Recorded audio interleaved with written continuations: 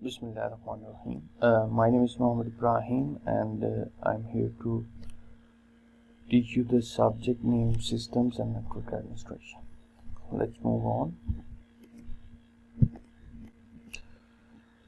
So इस subject के अंदर हमने डिफरेंट लैब्स ऑलरेडी परफॉर्म कर चुके हैं हम लोग.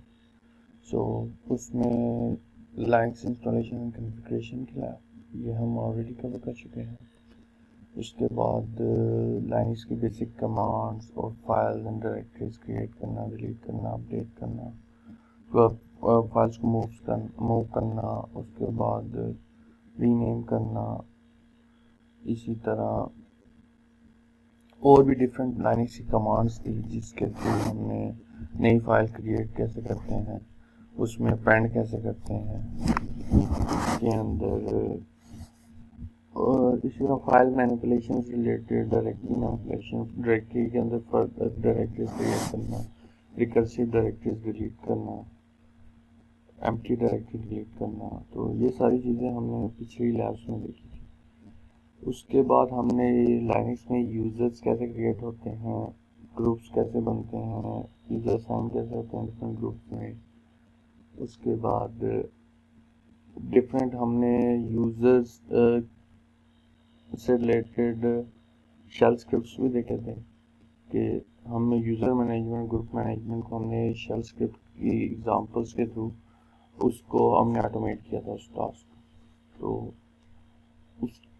ये सारी लैब्स हमारी प्रीवियस लैब्स थी. उसके बाद लास्ट लैब में हमने कुछ लाइनक्स सर्वर्स का ओवरव्यू देखा था.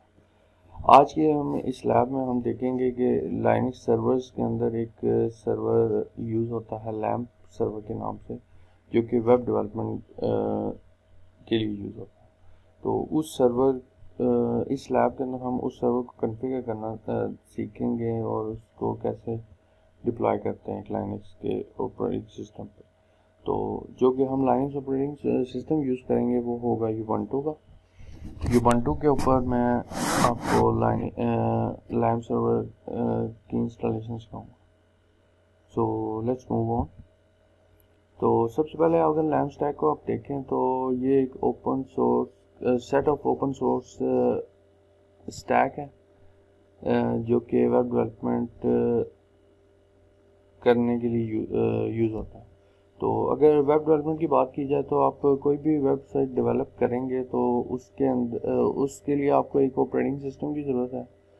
उसके बाद आपको एक वेब सर्वर चाहिए, एक डेटाबेस सर्वर चाहिए. उसके बाद आपको कोई ना कोई प्रोग्रामिंग लैंग्वेज चाहिए जिसको यूज़ करते हुए आप एक वेब एप्लीकेशन डेवलप कर सकते हैं. सो इस तरह हर लेयर का अपना अपना एक इम्पोर्टेंट रोल है जो कि लैम्प स्टैक के अंदर तमाम लेयर्स यूज़ हो रही हैं. तो अगर हम लैम्प स्टैक एक्रोनिम को देखें तो lamp stands for Linux, Apache, MySQL, PHP. So these are the 4 different layers. So Linux is basically an operating system layer, Apache is a web server layer, MySQL is database layer, and PHP, Perl or Python, these are some scripting layers or programming layer. So अब हम move करते हैं Linux installation and configuration की तरफ. तो अगर आप Linux की इंस्टॉलेशन देखें तो फर्स्ट स्टेप के अंदर आपको लाइनक्स का पैकेज अपडेट करना है, पैकेजेस अपडेट करने हैं. उसके बाद आपने पहला पैकेज जो इंस्टॉल करना है वो होगा अपाचे 2 का. वो आप इंस्टॉल करेंगे. ये कमांड लिखी हुई है apt-get install apache 2, इसके थ्रू करेंगे. उसके बाद हम दूसरे स्टेप के अंदर देखेंगे कि अपाचे इंस्टॉल होने के बाद उसकी सर्विस एग्जीक्यूट हो रही है, नहीं हो रही है तो उधर एक्टिव स्टेटस के अंदर एक्टिव शो हो रहा होगा. उसके बाद थर्ड स्टेप के अंदर हम ये चीज़ देखेंगे कि फायरवॉल में वेब सर्वर की डिफ़ॉल्ट पोर्ट्स अलाउ हैं कि नहीं. HTTP की पोर्ट जो डिफ़ॉल्ट है वो 80 यूज़ होती है और HTTPS के लिए 443. तो ये दोनों चीज़ें हम फायरवॉल देखेंगे इन 2 कमांड्स के. फिर हम जब अगर ये अपैचे इंस्टॉल हो जाता है, तो इसको टेस्ट करने का मेथड ये है कि हम ब्राउज़र के अंदर उसका जिस सर्वर पे हम इंस्टॉल किया उसका आईपी लिखेंगे तो वो शो कर देगा कि अपैचे सर्वर रनिंग पे। फिर उसके बाद नेक्स्ट पैकेज जो इंस्टॉल करना है वो पैकेज है MySQL। तो MySQL के लिए भी कमांड यूज़ होगी apt-get install MySQL सर्वर। इसके थ्रू हम MySQL इंस्टॉल करेंगे। MySQL इंस्टॉल करने के बाद जो थर्ड लेयर रह गई है वो प्रोग्रामिंग लेयर है, उसके अंदर हमने PHP इंस्टॉल करना है। PHP के लिए भी कमांड लिखी हुई है apt-get install PHP then PHP MySQL। ये दो पैकेजेस ऐसे हैं कि जिसके क्योंकि PHP एक ऐसी प्रोग्रामिंग लैंग्वेज है जो कि MySQL के साथ कंबाइन यूज़ होती है। तो MySQL में इंसर्शन डिलीशन अपडेशन कोई भी एक्शन परफॉर्म करना है तो फ्रंट एंड पे आप एक वेब पेज बनाएंगे जो जस्ट लाइक अ फॉर्म होगा, वहाँ से डेटा इंसर्ट होगा और डेटाबेस में सेव होगा। अब ये जो सेविंग होगी ये किसी स्क्रिप्ट के थ्रू होगी। स्क्रिप्ट में हम क्यूरीज लिखेंगे, इंसर्शन डिलीशन अपडेशन। तो PHP इस स्क्रिप्टिंग लैंग्वेज जो इसमें यूज़ हो रही होगी इन दोनों को कंबाइन करने के लिए वो होगी PHP।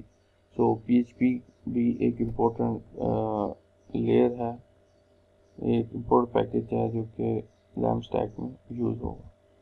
फिर ये जब इंस्टॉल हो जाएगा तो फिर बाय डिफ़ॉल्ट जो सीक्वेंस होता है स्क्रिप्ट एग्जीक्यूट करने का वो पहले अपैचे में index.html के स्क्रिप्ट एग्जीक्यूट होते हैं। उसके बाद आप HTML का जो भी पेज होगा वो फर्स्ट प्रायोरिटी पे होता है।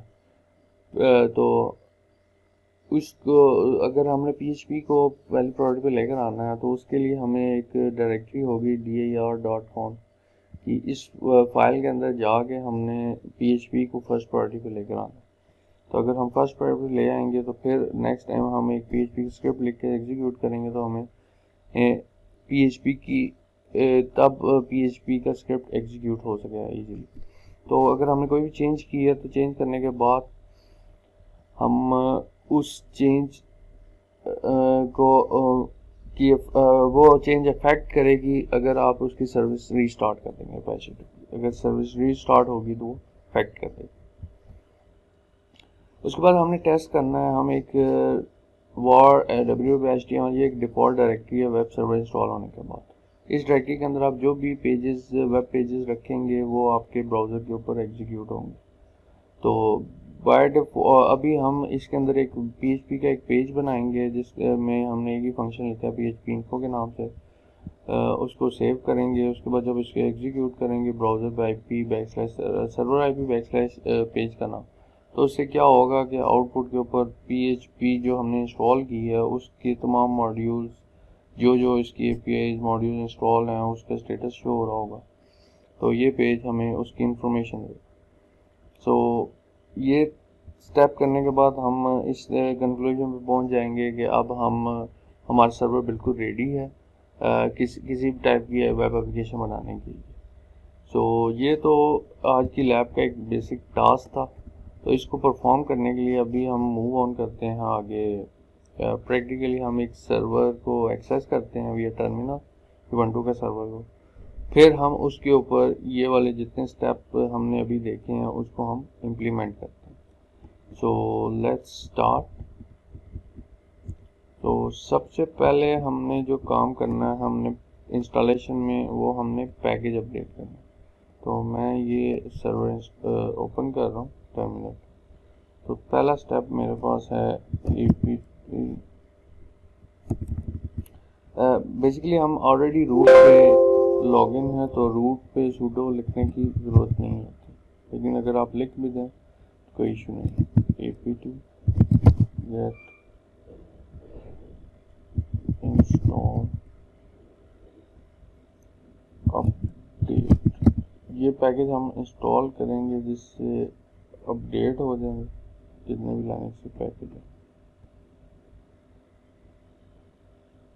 apt-get अपडेट इसमें इंस्टॉल नहीं लिखते, update basically package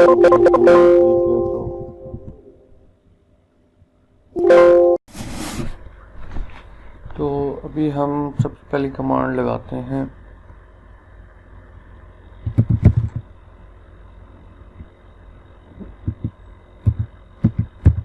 apt-get update।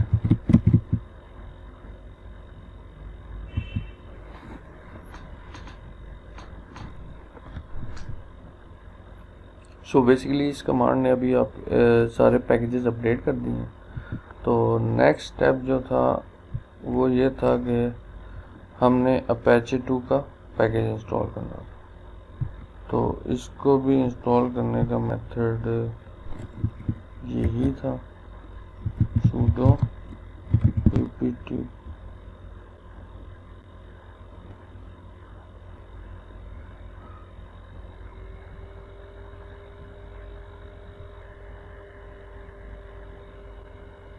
यही था Apache को हमने इंस्टॉल करना था।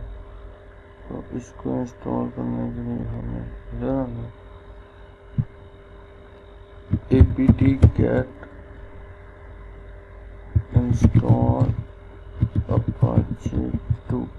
हमें ये पैकेज इंस्टॉल करना है।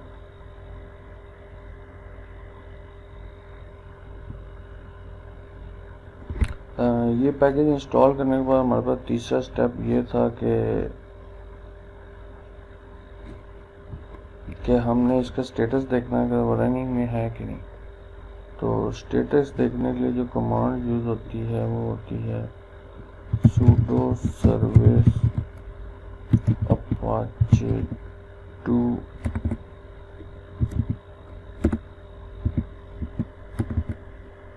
apache 2 स्टेटस, जिससे हमें पता चल रहा है कि ये अभी रनिंग पे है। तो कंट्रोल C करके हमने कट कर दिया। तो ये हमारे पास Apache का पैकेज ठीक तरह इंस्टॉल हो गया। अब हमने नेक्स्ट स्टेप है कि हमने फायरवॉल में चेक करना है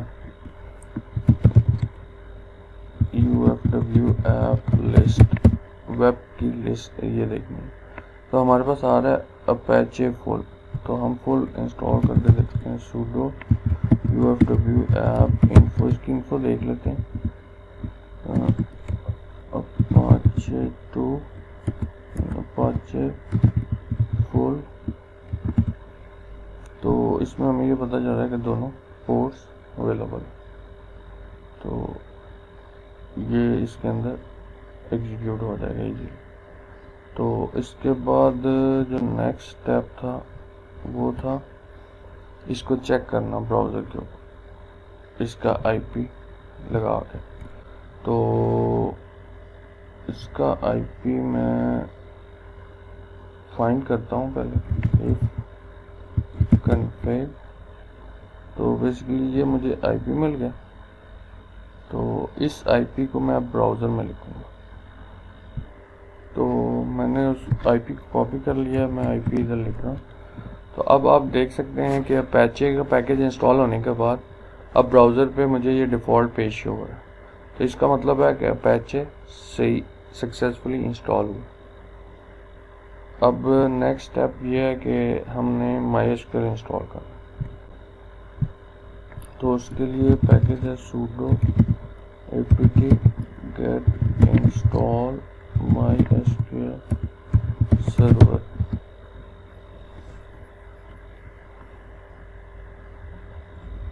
तो इस तरह आपका MySQL सर्वर भी इंस्टॉल हो गया। आप MySQL की कमांड लगाएं।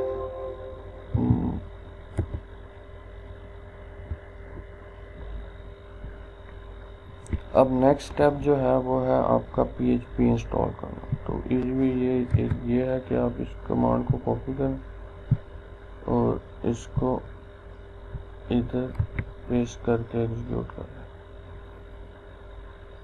तो बेसिकली इससे अब PHP भी इंस्टॉल हो गया। PHP इंस्टॉल होने के बाद आपने अगला काम क्या करना था, इसका सीक्वेंस चेंज करना था। तो आपने इस डायरेक्टरी में जाना है और इस फाइल को ओपन कर देना। फाइल ओपन हो गया। अब देखें index.html पहले लिखा होगा तो और PHP आगे लिखा होगा। तो आपने क्या कर देना, index.php को स्टार्ट में लिख देना और इधर से ख़त्म कर देना। और इस तरह इसको सेव करके सेव कर देना है, तो इससे ये होगा कि आपकी फर्स्ट पार्टी पे आ गया। अब अगला स्टेप क्या है कि आपने सर्विस रीस्टार्ट कर देना। तो इजी वे ये है कि आप कमांड कॉपी करें और इसको इधर एग्जीक्यूट कर दें। इससे आप अगर दोबारा चेक करना चाहते हैं सर्विस चल रही है कि नहीं, तो आपने जस्ट इधर लिख देना है रीस्टार्ट यूजर स्टेटस लिख देना। तो इससे आपको पता चल रहा है ऊपर सर्विस पेज 2 की चल रही है। तो इससे आपका वेब भी सर्वर कर। अब आपने एक फाइल लिखनी है, तो let's do it cd var www.html। इस डायरेक्टरी में जाना है, नैनो इन्फो, ये इंडेक्स की पेज है। आपने लिखना है नैनो इन्फो डॉट php। अब इसमें कुछ नहीं लिखा हुआ, तो आपने एक स्क्रिप्ट लिख देना php इन्फो, ये एक फंक्शन था। उसके बाद उसकी closing bracket control x y inter, इसको आपने सेव कर दिया। अब आपने जो ये फाइल लिखी, इस फाइल की आउटपुट आप ब्राउज़र पे देखेंगे IP/server IP। तो हम दोबारा उसी ब्राउज़र पे चलते हैं। लेट्स से हम इस ब्राउज़र पे थे। अब हमने IP के बाद info.php लिखा था। .php लिखेंगे तो हमारे पास ये सर्वर की इन्फो आ गई। तो इसका मतलब हमारे पास इस सर्वर पे आप PHP का स्क्रिप्ट भी इजीली एग्जीक्यूट होगा। यानी अब हम PHP का स्क्रिप्ट भी इजीली एग्जीक्यूट कर सकते हैं। तो अगर हम ये देखें तो इधर तक हमने करना था। अब हमारा ये सर्वर रेडी है किसी किस्म की भी वेब एप्लीकेशन डिप्लॉय करने के लिए। तो ये आपकी लैब एक्टिविटी है। अभी आपने सर्वर डिप्लॉय भी कर लिया। अब आपकी जो lab practical hand on activity ये है कि आपने एक लैम्प स्टैक को अपने सर्वर पे इंस्टॉल करना है और एक डायनामिक वेबसाइट क्रिएट करनी है, जिसमें HTML CSS JavaScript PHP MySQL ये सारी लैंग्वेजेस यूज़ होंगी कंप्लीट वेबसाइट डेवलप करने के लिए। इधर तक हमने ये चीज़ देखी थी कि किस तरह आप PHP इन्फो का जब पेज आप लिखते हैं, उसके बाद इसको आप IP/ पेज का नाम लिख के आप उसकी इंफॉर्मेशन देख सकते हैं। चलें अभी हम एक और पेज क्रिएट करते हैं, नैनो test.php लेट्स से। तो इसके अंदर मैं एक कमांड लिख देता हूँ, लेट्स से PHP और हेलो, और इसके अंदर मैं एक टेक्स्ट लिखता हूँ, welcome to CUI over campus।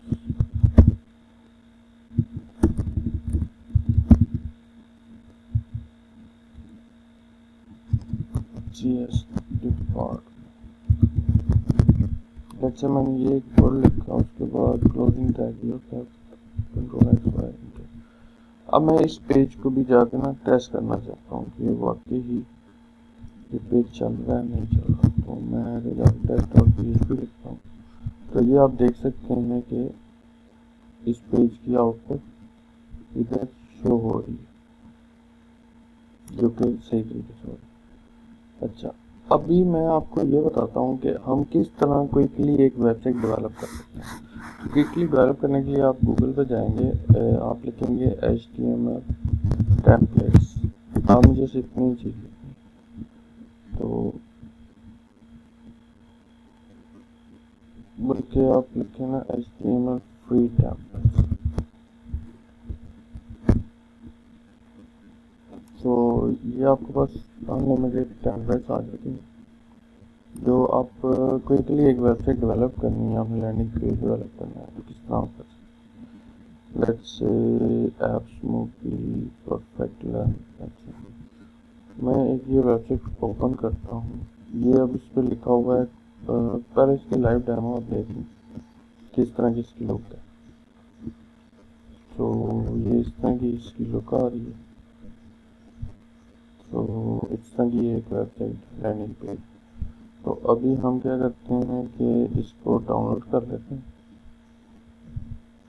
तो इस पे आप ये देखेंगे तो आपके पास ना नीचे एक लिंक आ रहा है, तो आप सिंपली कर दें कॉपी लिंक लोकेशन, और उसके बाद ये इसी HTML की डायरेक्टरी में ना आप करें wget और लिंक को पेस्ट करें।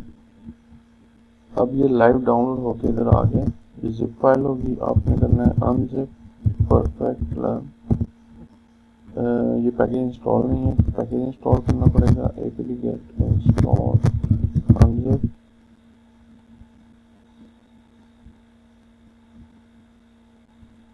तो ये पैकेज इंस्टॉल हो गया, वही कमांड आप दोबारा लगा देंगे, तो अब ये अनजिप हो गया। तो अनजिप हो गया, इसका नाम बन गया परफेक्ट लर्न। अब दो तरीके होते हैं, एक तो अभी index.html है ना, तो आप इसको rm-rf index इसको आप रिमूव कर दें, आप cd परफेक्ट में चले जाएं, इसमें आ गए। अब mb की कमांड लगा के स्टैटिक का मतलब होता है तमाम फाइल $बैकस्लैश, इसका मतलब है एक स्टेप पीछे चलेगा। तो पीछे जाने से क्या होगा कि वो इस डायरेक्टरी से अगर आप ls करें, यहाँ से सारी फाइलें मूव होगी एक स्टेप पिछली डायरेक्टरी में। तो आप पीछे आएंगे तो सारी मेन पे आ गई। अब मेन पे इसके अंदर एक index.html पड़ा हुआ है। अब आप दोबारा इस IP को अगर आप एक्सेस करें तो आपके पास ये जो आपने थीम डाउनलोड किया, ये आपके पास इधर वेबसाइट इस वेब सर्वर के ऊपर लाइव चल रहा है। तो ये आप देख सकते हैं आपने कितनी क्विकली एक वेबसाइट डेवलप कर ली इस वेब सर्वर को यूज करते हैं। अब लेट से आप इसके ऊपर ना कोई कुछ जिसमें लिखा हुआ परफेक्ट लर्न, आप कोई भी कंटेंट चेंज करना चाहते हैं, तो उसको आप किस तरह चेंज करेंगे, उसके लिए आप सर्वर पे जाना पड़ेगा।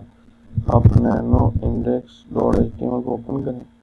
अब इसमें आप क्या कंटेंट चेंज करना चाहते हैं, let's say perfect learn, control W perfect learn, इधर header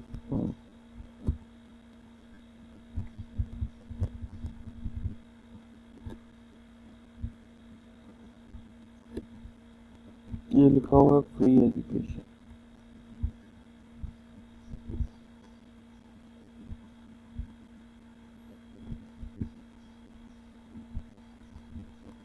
You have one thing you can learn anything, ये एक वर्ड लिखा हुआ है, you have one thing you can learn anything।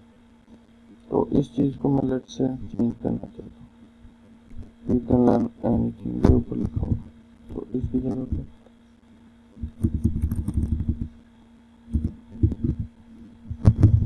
Welcome to concepts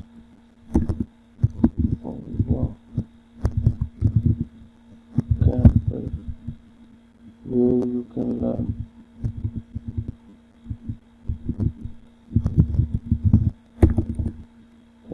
anything, free education, quality education, free and quality education, control X, Y, enter दिया आपने।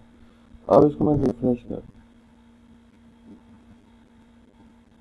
अब आप देखेंगे वेलकम टू कॉन्सेप्ट मैंने चेंज कर दिया। तो इस तरह आप एक क्विक वेबसाइट डेवलप कर सकते हैं। अभी ये फ्रंट एंड है, इसलिए इसमें सिर्फ HTML करेगा। तो ये एक तरीका ये भी था कि आप किस तरह क्विकली एक वेबसाइट HTML का टेम्पलेट यूज करके डेवलप कर सकते हैं। और अगर आपने PHP बेस्ड वेबसाइट भी डेवलप करनी है तो आपको इधर से PHP का भी सोर्स कोड मिल जाता है, PHP और MySQL का PHP based website free download. आप इधर जाएंगे,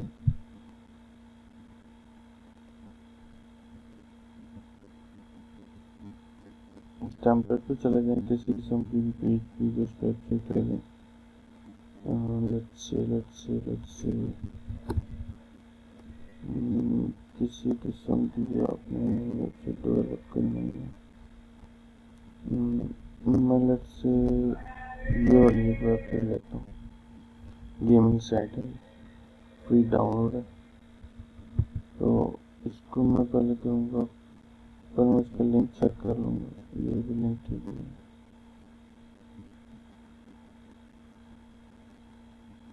तो ये डाउनलोड करने के बाद